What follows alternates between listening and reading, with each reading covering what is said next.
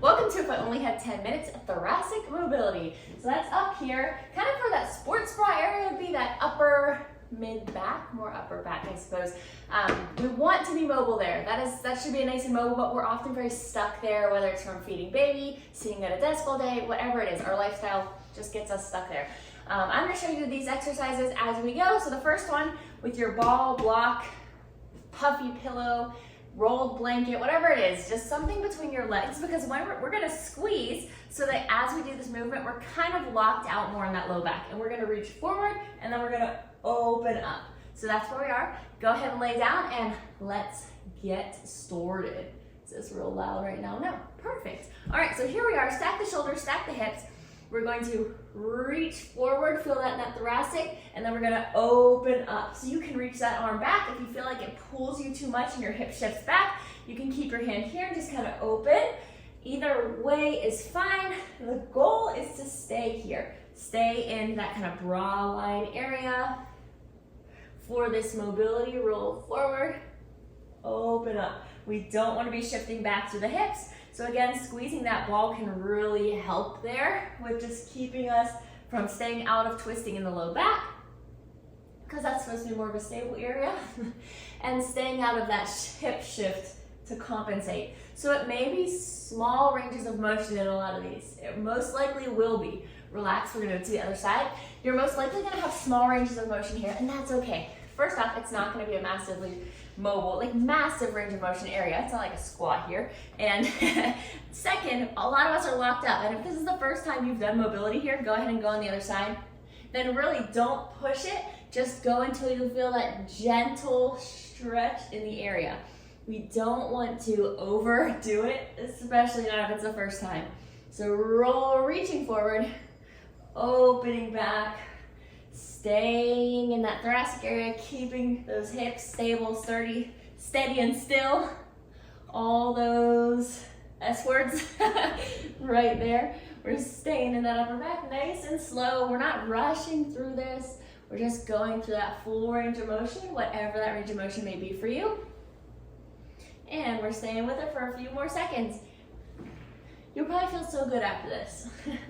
And relax. All right, so we're gonna come up and we're gonna do thread the needle. Again, you can keep the ball between your knees for that same reason.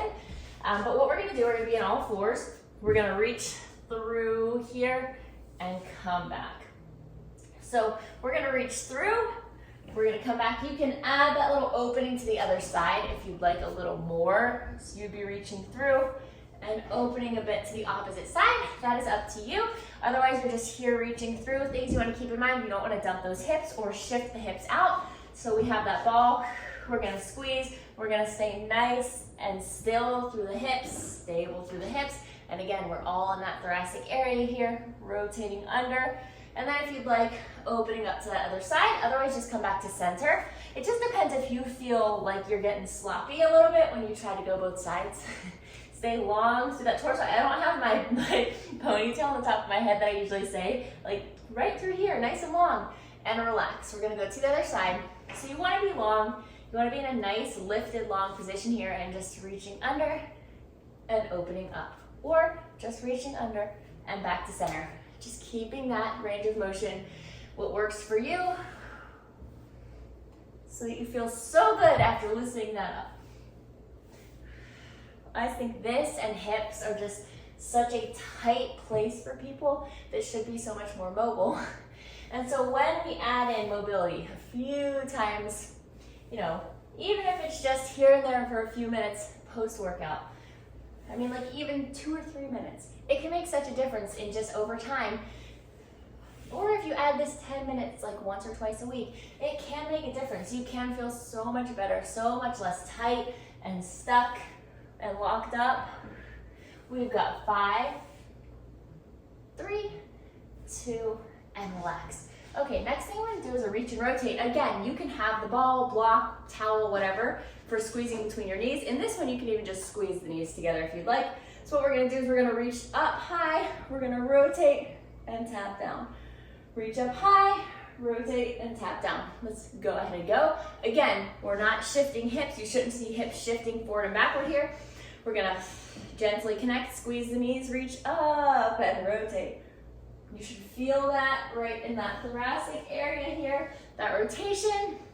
And again, moving nice and slow, nice and controlled. We're just focusing on getting through that range of motion here. What we don't also want to do, we don't want to arch back to tap down. You don't have to tap the floor. You can just reach and reach either way. But we don't want to find ourselves here. And that's really easy to do when you kind of rotate back. So that's why we make that gentle connection and reach down.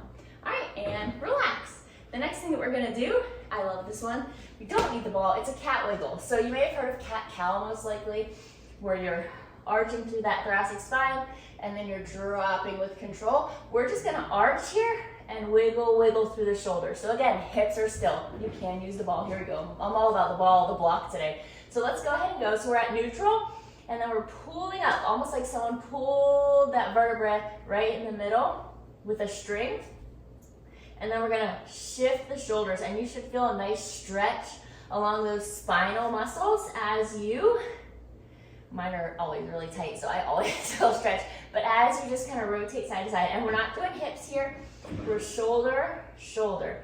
So up, rotate, rotate, do 2 or 3, relax back to neutral, up, right here, relax back to neutral, and last one, and relax. All right, next thing we're gonna do, and you again can have that ball, block, whatever for stabilization. It really can help.